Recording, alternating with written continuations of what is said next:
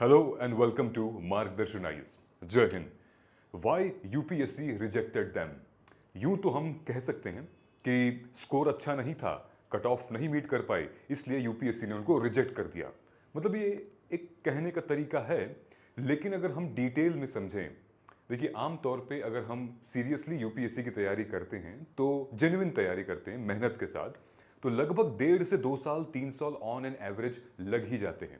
अब सोचिए, इतनी मेहनत करने के बाद, दिन रात पढ़ाई करने के बाद, इतने सारे बुक टेस्ट पीवाईक्यू सॉल्व करने के बाद जब हमें ये पता चलता है कि हम प्री के एग्जाम में 1.5 मार्क्स से बाहर रह गए, तो इसका पेन आप नहीं समझ पाएंगे। जिस पर बीतती है वही समझ पाएगा। ऐसा लगता है कि वाई मी, मेरे साथ ही ऐसा क्यों हुआ। ऐसा लगता है कि लक मेरे फेवर में नहीं है।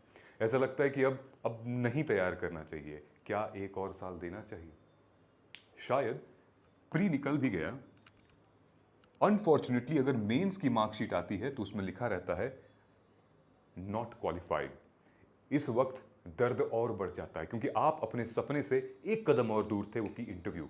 और जहां आपको लगता है कि इंटरव्यू में हम अच्छा स्कोर कर सकते हैं, वहीं पर आप मेंस आउट हो जाते हैं अपने कई सारे वजह से। आज उसी वजह को हम डिकोड करेंगे। जब इतने फेलियर्स हाथ लगते हैं ना, तो ऐसा लगता है कि खाली हो गया अंदर से। मतलब सेल्फ डाउट होता है। मतलब कैसे वापस आए समझ में नहीं आता। और मैं सल्यूट करता हूं उनके जज्बे को, उनके हिम्मत को, कि जो इस फेलियर के बाद से फिर से वो कम बैक करते हैं अपने लाइफ में पॉजिटिव, और दिखाते हैं दुनिया को नहीं, खुद को, कि it's you versus you. So in this video I am going to decode the why of UPSC failure, कि आखिर कहां पर हम फेल हो रहे हैं और कहां पर हमें मेहनत करने की ज़रूरत है। ज़रूरी नहीं कि आप अपनी गलतियों से सीख कर ही ज़िंदगी में सबक ले सकते हैं। अरे भाई, कितनी गलती करोगे, ज़िंदगी इतनी बड़ी नहीं है। आप दूसरों की गलतियों से भी सीख कर अपना टाइम, अपना अटेम्प्ट बचा सकते हैं। आज मैं आपको इनकी गलती गिनाऊंगा ताकि आपका टाइम सेव हो। आज मैं आपको इनकी वो मिस्टेक्स बताऊंगा ताकि आप इनसे सीखें और आप अपना अटेम्प्ट ना बर्बाद करें। Watch this video till the end and please do subscribe and do share this video if somebody is giving mains this time, and if also somebody is preparing for 2026 seriously, ताकि ये time भी बहुत important है। So if you we will look, ध्यान से अगर हम देखेंगे, ये शुभम मिश्रा की मार्कशीट है प्री की। सीसैट में 1.5 मार्क्स से नहीं हुआ। 67 मार्क्स चाहिए था क्वालिफाइंग पेपर के लिए। जिसको यह पता चलता है कि सीसैट में 1.5 मार्क्स से नहीं रह गया, मेरा क्वालिफाइंग पेपर नहीं रहा, कितना तकलीफ होती है। अगेन इस बच्चे को फिर से प्री 1 साल, फिर उसके बाद मेंस एंड देन इंटरव्यू। लेकिन गलती क्या थी? सीसैट में नहीं हुआ तो ऑफकोर्स कहीं ना कहीं सीसैट को लास्ट मिनट में हमें उठाया था इन्होंने। शायद सीसैट को अच्छे से नहीं किया था, शायद पेपर बहुत लंबा हो गया था, शायद शायद शायद बहुत सारे शायद हो सकते हैं। लेकिन इनमें से इंपॉर्टेंट यह है कि जितना टाइम हम इसमें देते हैं GS1 में, सीसैट में हम नहीं दे रहे हैं। सो देना है। अब सेकंड फेज में लेट्स से कि इस कैंडिडेट का प्री निकल चुका है। Now what if in mains, mains में ये डिस्क्वालीफाई होते हैं। मेंस में डिस्क्वालीफाई होते हैं क्यों? नंबर 1, मेंस ओरिएंटेड पढ़ा नहीं, ऑप्शनल को उतना टाइम दिया नहीं, आंसर राइटिंग की नहीं। रीजन जानते हैं, मैं आपको एनालिसिस दिखाता हूं। कुछ कैंडिडेट्स हैं जिनकी यहां पे मार्कशीट लगी हुई है। 3 तरीके की मार्कशीट है, नंबर 1, नंबर 2 एंड नंबर 3। एक एक करके देखते हैं ध्यान से। ऑलराइट, अगर इस कैंडिडेट की मार्कशीट में ये सारी चीजें ना, मैं अभी जो बच्चे मेरे पास कुछ एनरोलमेंट आई है जो कि मेंस गाइडेंस प्रोग्राम की है, उनको मैंने यही बताया हुआ है, सेम चीज, कि किसी भी मिथ में नहीं रहना है। ठीक है, तुम भले टॉपर से सीखो, टॉपर्स की बात सुनो, बट अपना निकाल के रहना, अपनी स्ट्रैटेजी, अपने नोट्स निकाल के ले आने हैं। टॉपर्स के नोट्स को जरूर देखो, लेकिन अपने खुद से नोट्स बनाने हैं। ध्यान से देखिएगा, गलतियां देखिएगा, उसके बाद हम लोग डिस्कस करते हैं। ये है कैंडिडेट 1 जिनके एसए में 124 मार्क्स हैं, which is really very very good. ठीक है, टॉपर रैंक 1 के इतने मार्क्स नहीं थे एसए में, इनके मार्क्स हैं एसए में। ये डिस्क्वालीफाई क्यों हो गए, नॉट रिकमेंडेड क्यों हो गए? टोटल हुआ ना 942, है ना, टोटल इनका था। इंटरव्यू भी इन्होंने दिया था, 175 मार्क्स है, 942 एंड वी ऑल नो कि जनरल कैटेगरी की क्या कट ऑफ थी, राइट? कितने कम मार्क्स से ये गए हैं, कितने कम मार्क्स से, ठीक है? 948 was the last, 947 was the last, ये बॉटम से मैंने लिया हुआ है, ये वो कट ऑफ है, ये हमने एनालिसिस की थी। जनरल कैंडिडेट का जो स्टूडेंट है वो 947 लास्ट पे उसका सिलेक्शन हुआ, इनका कितना था 942, कितने मार्क्स से बाहर है 6 मार्क्स। आपको पता है 6 मार्क्स, चलिए मैं आपको गिनाता हूं, अगर एक एक सब्जेक्ट में 1 मार्क्स एसए में मिल जाता, 1 मार्क्स जीएस 1 में मिल जाता, एक इसमें, हर सब्जेक्ट में अगर एक एक मार्क्स मिलता तो ये बच्चा आज होली पीडीएफ में इसका नाम होता। आपको समझ में आ रहा है 1 मार्क्स की कीमत, the value of 1 marks which is equal to 6 marks. तुम अगर ऑप्शनल भी ले लो 8 मार्क्स, कितना इंपॉर्टेंट, ऐसे भी ले लो 9 मार्क्स, ठीक है? कितने सारे मार्क्स यहां पे मिल सकते थे, लेकिन सिर्फ 6 मार्क्स से इनका फाइनल रिजल्ट रुक गया। नाउ ये इनका तो देख लिया आपने, देखिए इन्होंने अच्छा स्कोर किया, ऐसा नहीं, देखिए for example general study paper 1 में 96, उसके बाद पेपर 2 में 110 एंड देन 3 में 98। 98 is a good score in GS paper 3 on an average. लोग 92 से ज्यादा नहीं कर पा रहे on an average, but he has scored 98। Now GS 4 में 112 है, जहां पर इनको और खींचना चाहिए था, क्योंकि जब एसए में इतना अच्छा खींच दिया है, जीएस 4 में अच्छा करना चाहिए था, लो है, क्योंकि जीएस 4 में on an average 120 marks candidate top 100 में ले जा रहे हैं। तो प्रैक्टिस करनी चाहिए। आई am sure this candidate will appear and for next attempt, ठीक है? इंटरव्यू में थोड़ा सा और बेहतर कर सकते थे, again I am nobody to tell, but again क्योंकि मैं आपको पढ़ा रहा हूं, सिखा रहा हूं, गलतियों की मिस्टेक गिना रहा हूं, बट इसीलिए मैं आपको बता रहा हूं 175 is an average score in interview. There are people they are scoring 190 plus, ठीक है? अब दूसरे शीट पर आते हैं। ये दूसरी शीट है जहां पर आप देखेंगे कि इनको इंटरव्यू लिखने देने का मौका नहीं मिला है, which means she was missed out. SA में ओनली 99, कंपेयर करिए कहां मिस्टेक हो गई है। जनरल स्टडीज में ओनली 79, जीएस पेपर 2 में 102, 85 जीएस 3 में, जीएस 4 में 96।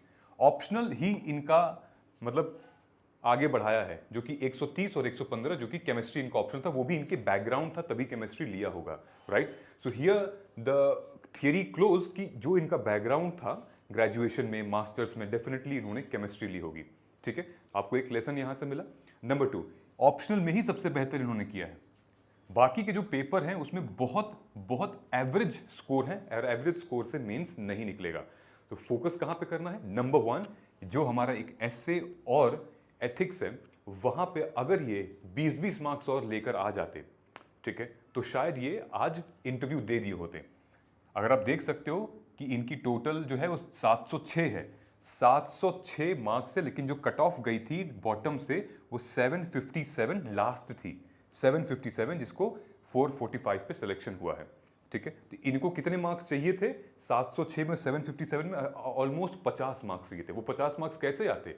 डिवाइड करिए ना, आपके पास 5 जीएस के जीएस मतलब जीएस 1 2 3 4 ऐसे, एंड देन 2 ऑप्शनल। अगर आप सब में लगभग 6-6 मार्क्स, 3-3 मार्क्स, 4-4 मार्क्स भी अगर आप ले आते तो और अधिक हो जाता।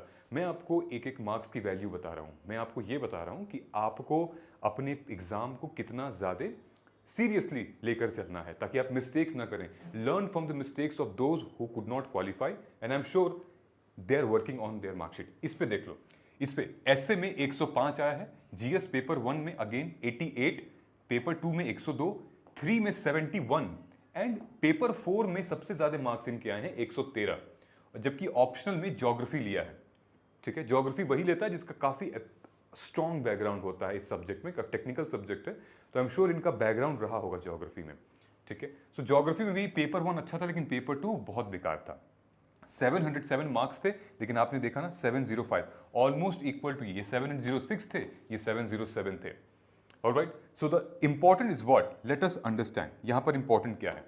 Number 1, answer writing practice. देखो, मैं कोई भी बात यहां पर बोल रहा हूं तो एक चीज में ध्यान देना चाहता हूं, लक बहुत बड़ा गेम प्ले करता है। 5% लक प्ले करता है, उसके अलावा जो एक स्ट्रैटेजी है, जो आपकी मेहनत है, मैं उसकी बात कर रहा हूं। Luck is definitely there, honestly speaking definitely it's there. It didn't work out for me, मेरे लिए शायद लक काम नहीं कर पाया था आज से 10 साल पहले, लेकिन किसी किसी के लिए काम कर जाता है, ठीक है।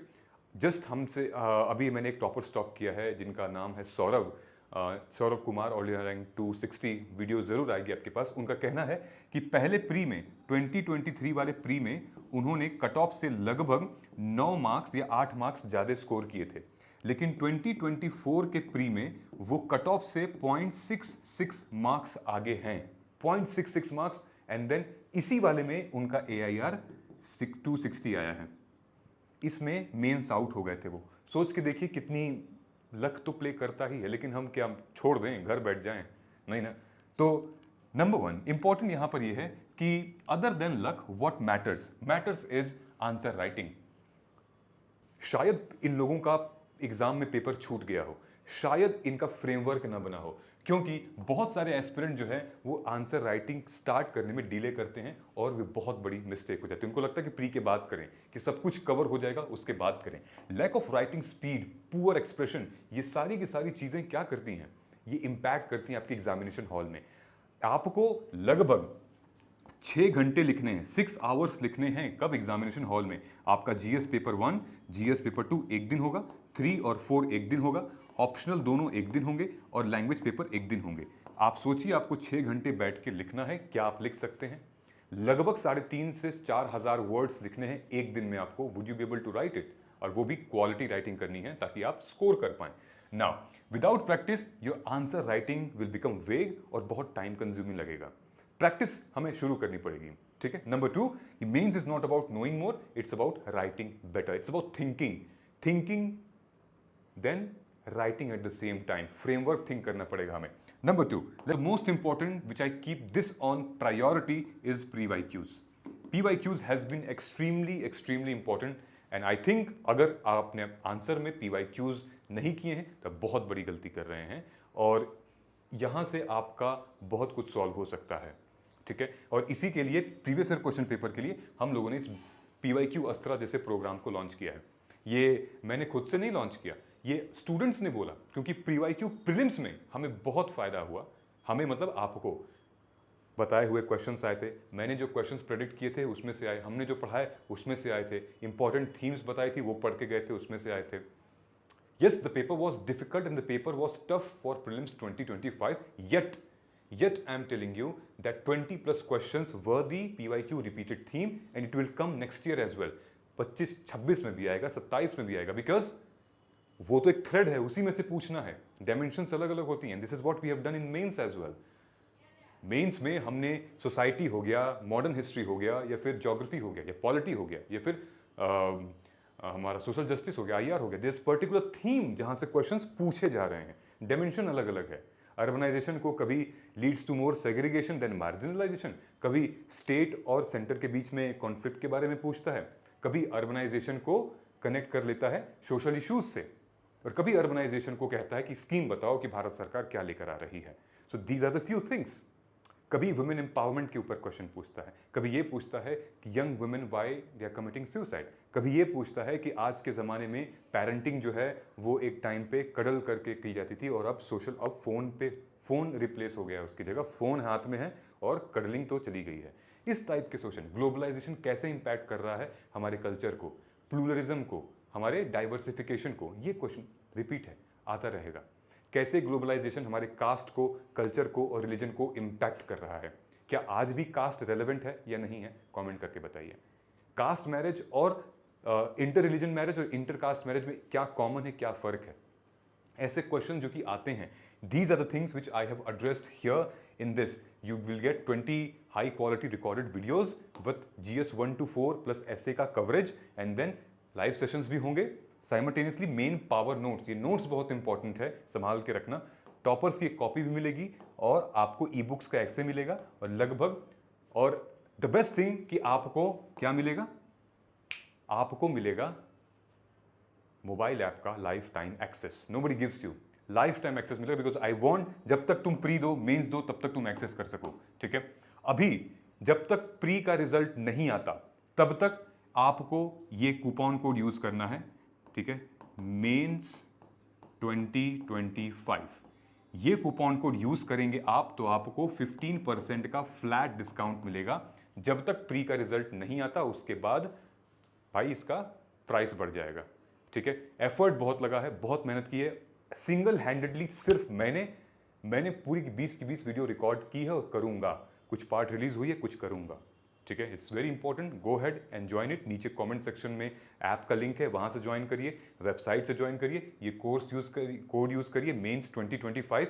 मैं आपको इतना कह सकता हूं, जब तक प्री का रिजल्ट नहीं आ रहा तब तक इसको आप यूज करिए और अर्ली यूज करिए, ठीक है। In fact if you are let's say कि अगर आप यूज कर लिया और आपका प्री में नहीं हुआ अनफॉर्चुनेटली, तो एक्सटेंड हो जाएगा for your mains 2026, don't worry. In fact mains वाले कैंडिडेट भी मेंस 2025 कोड यूज करके ले सकते हैं इसको, ठीक है। विच मीन्स कि अगर आप यहां तक आ चुके हैं, then you truly seek guidance, you truly value the programme, you truly value कि आप कैसे अपनी गलतियों को सुधार सकते हैं इनकी गलतियों से सीख कर। So all the best to you and I am proud of you, ठीक है। सो PYQs को हमें डिमांड पता चल सकती है एग्जामिनर की, हमें यह पता सकता है कि हम वेटेज वाइज टॉपिक यानी कि हर सब्जेक्ट से कौन से माइक्रो थीम से कितने बार क्वेश्चंस आए हैं, ताकि कहीं मैं अपना टाइम वहां ज्यादा ना स्पेंड कर दूं जहां से क्वेश्चन कम आ रहे हैं। तो भाई ये हुआ ना, मतलब ये तो कॉस्ट बेनिफिट एनालिसिस मेरी जीरो हो गई, रिटर्न ऑफ इन्वेस्टमेंट बड़ा जीरो हो गया, क्योंकि हमने तो उस सब्जेक्ट पे ज्यादा टाइम दिया था जिसपे क्वेश्चन ही बहुत कम आ रहे हैं। और ट्रेंड कभी झूठ नहीं बोलता, ट्रेंड आपको एक आइडिया दे देता है। तो इससे बेहतर है ना कि ट्रेंड को देख कर जाएं, बजाय कि आप लाइक ब्लैंक और बिना एनालिसिस के जा रहे हैं। PYQ improve your answer structure as per the UPSC expectations. Okay, now answer writing, writing answer for PYQ builds what? Confidence and your temperament as well. ठीक है, धीरे धीरे इट्स स्लोली, इसको कछुए की चाल आप कह सकते हैं, ये धीरे धीरे जाएगा, लेकिन it will help you to build. I am sure कि आपको चीजें समझ में आई होंगी, right? Let's come on. Poor time management in the examination hall, strategy नहीं क्रिएट कर पाते हैं। डेफिनेटली बहुत कैंडिडेट्स आते हैं जो कि हमारे पास जो कहते हैं कि टाइम मैनेज कैसे करें, कैसे हम अपने वक्त को एग्जामिनेशन हॉल में मैनेज करें। नॉर्मल डेज में तो हो जाता है, मॉक टेस्ट देते हैं तो हो जाता है, बट रियल एग्जामिनेशन हॉल में बहुत मुश्किल होता है। सी, प्रैक्टिस की ज़रूरत है, प्रैक्टिस की बहुत ज़्यादा यहाँ पे ज़रूरत है। देखो, बहुत लोग कहते हैं कि you wake up early, you wake up late, जल्दी उठो, सुबह ये करो। व्हाट आई से, wake up for your dream, wake up for the goal, wake up for the services which you have dreamt of। न सुबह के लिए उठो, न रात के लिए उठो, न अपने लिए उठो, न किसी के जज्बात के लिए उठो। उठो तो अपने सपने के लिए उठो, जो तुमको बदलना है। तुम्हें चुनना है कि मतलब डिसिप्लिन चाहिए या फिर तुम्हें डिजायर्स चाहिए। मतलब डिजायर्स आर चीप, ठीक है, लेकिन अगर डिसिप्लिन है, अगर आपने कमिटमेंट कर रखी है अपने आप से, तो फिर दैट इज इंपॉर्टेंट। कमिटमेंट के ऊपर कुछ भी नहीं है, कमिटमेंट के ऊपर ना ही आपके एक्सक्यूजेस हैं, ना ही आपके कोई भी फॉल्स होप है। You have to maintain it. जिंदगी में अगर कुछ करना है ना, तो आपको डिसिप्लिन बनना पड़ेगा। जिस दिन डिसिप्लिन बन जाओगे, कंसिस्टेंसी आ जाएगी। What does discipline means? Discipline means is to follow this thing, prepare a plan before you execute. That is important, all right? So commitment is greater than your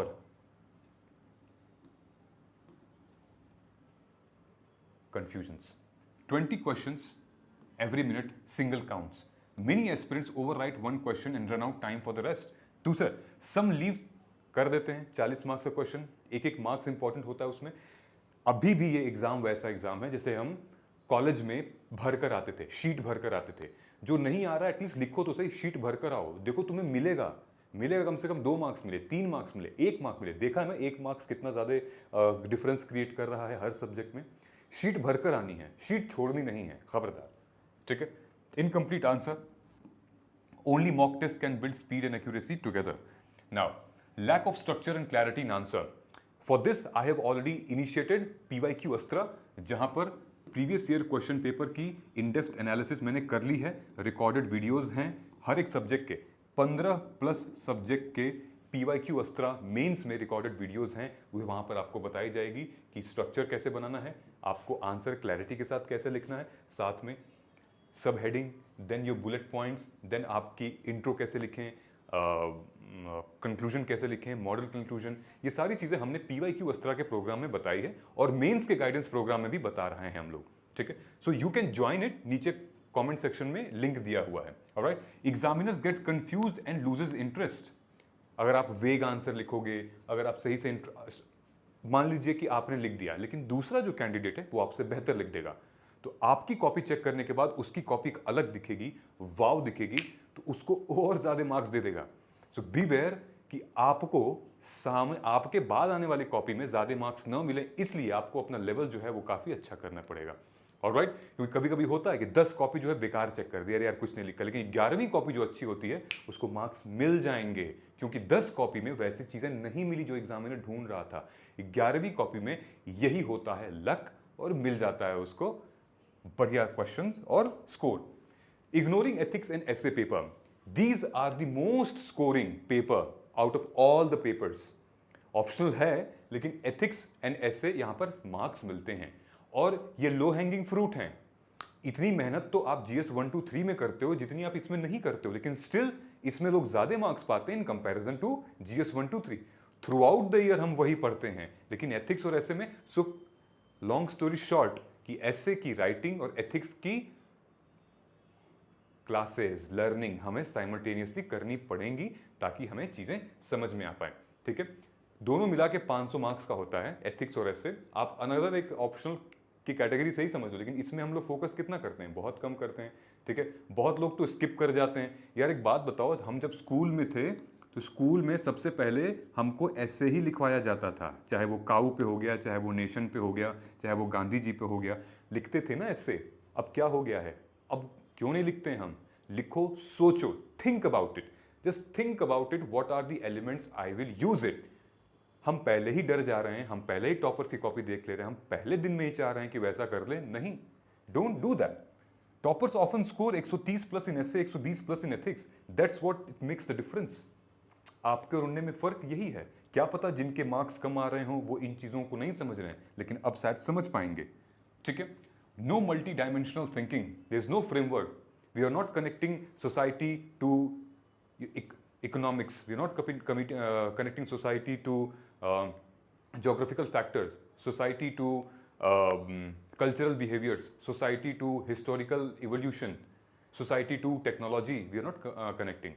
We are not connecting your ancient history to the modern time. Ancient history, what impact the Indus Valley civilization has in modern times, what modern times can learn from the IBC town planning and drainage system.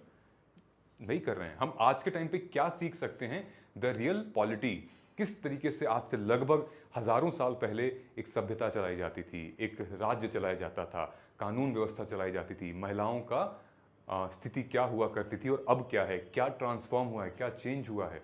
Y are we connecting? हम evolution की timeline पे क्यों नहीं जाते, हम उसके framework पे क्यों नहीं जाते हैं? हमने बस एक पैटर्न सेट कर रखा है कि नहीं जी हम political, economical, social, historical, technological, legal यही बस चलेंगे। No, there are many approaches आप जा सकते हैं, and this is what approach we teach in our PYQ Astra and mains answer writing programme. ठीक है, a good answer should include social angle, political, ethical point of view as well, specifically अगर हम S A में और GS paper 4 में जा रहे हैं। ठीक है, so lateral thinking shows maturity and policy level thinking, और एग्जाम्पल्स वगैरह हम ऐड नहीं कर रहे हैं। ठीक है, अगर आप अर्बनाइजेशन के प्रॉब्लम की एड्रेस कर रहे हो और आपने अगर लेट्स से अर्बनाइजेशन और डिजास्टर मैनेजमेंट आप कर रहे हो, तो अगर आपने फ्लड से रिलेटेड है या अर्थक्वेक से रिलेटेड है, अगर आपने बैंगलोर का एग्जाम्पल नहीं दिया, गुरुग्राम का एग्जाम्पल नहीं दिया, लेट्स से दिल्ली का एग्जाम्पल नहीं दिया, तो कर्नाटका, केरला का एग्जाम्पल नहीं दिया, तो इट्स समझ में नहीं। लेकिन दूसरा कैंडिडेट वो दे देगा एग्जाम्पल। ठीक है, गोइंग फॉरवर्ड मैं आपको एक मार्कशीट दिखा रहा हूँ जिसमें कि ये कैंडिडेट और ये कैंडिडेट दोनों में फर्क इतना है कि इनका सिलेक्शन हो गया है और ये मेंस आउट हो गए थे। अगर आप दोनों में ध्यान से देखोगे, इनके सारे मार्क्स जो हैं 100 के ऊपर हैं, सारे के सारे GS सब्जेक्ट में। And Aditya Vikram Agarwal scored I think rank 9 हर एक सब्जेक्ट में। ठीक है, एंथ्रोपोलॉजी इनका ऑप्शनल था, तो लगभग इनके ऑप्शनल में 260, 70, 272 नंबर ऑप्शनल में थे। GS पेपर 4 में 122 नंबर, एसए में देन 113, 111, 111, बहुत ही अच्छे स्कोर थे। यहां देखेंगे अगर आप तो ये देखिए 114 तो है ऐसे पेपर में, बट यहां पे 77, 102, 82, 91, 106, ठीक है, 135, only 707। You see the difference here. ठीक है, कितना एफर्ट लग रहा है। इंप्रूवमेंट यहां पर यह है कि हमें क्या शुरू से पढ़ना पड़ेगा? नहीं, हमें अपनी आंसर राइटिंग पे, आंसर एनरिचमेंट पे और राइटिंग स्पीड पे फोकस करना पड़ेगा। अगर हम लेट्स से अगर कर लेते हैं तो एटलीस्ट 8 मार्क्स हम हर पेपर में अगर ले आ देते हैं तो लगभग हमारा सिलेक्शन यहां से यहां हो सकता है। आपको इंटरव्यू का कॉल आ सकता है, आप इंटरव्यू में दे सकते हैं। ध्यान से देखेंगे, इन्होंने भी अपने मेंस के बेस पे इस रैंक को हासिल की है, इस स्कोर को हासिल किया है, इंटरव्यू के बेस पे नहीं। इंटरव्यू तो एक एवरेज गया था 173, बट रैंक के बेस, स्कोर के बेस पे इनको मौका मिला है। सो मेरिट यानी कि mains extremely important. I hope you got this message. कितना इंपॉर्टेंट था हमारे लिए इस सेशन को जानना, नीचे कमेंट करके बता दीजिए। एंड इफ अगर आप यहां तक पहुंचे हैं तो आप लिख सकते हैं कि जय हिंद, हम जरूर जीतेंगे। And for those who are looking to join mains guidance program, if you are clearing this prelims, then don't waste time. Join our mains guidance program, which is starting from 9th of this month. और नीचे comment section में mobile app है, वहां से जाकर आप enrol कर सकते हैं। And all the very best, thank you so much, जय हिंद।